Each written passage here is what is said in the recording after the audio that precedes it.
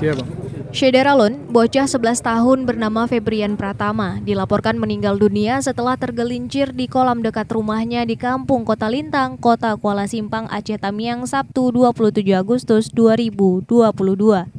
Menurut ayah korban Ian, kejadian maut itu terjadi pada siang hari menjelang waktu zuhur.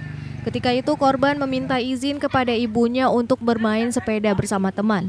Menurut teman bermainnya, saat sedang asyik bermain sepeda, korban berniat mencuci kaki ke kolam yang sedang dalam tahap pengerjaan sekitar 80%.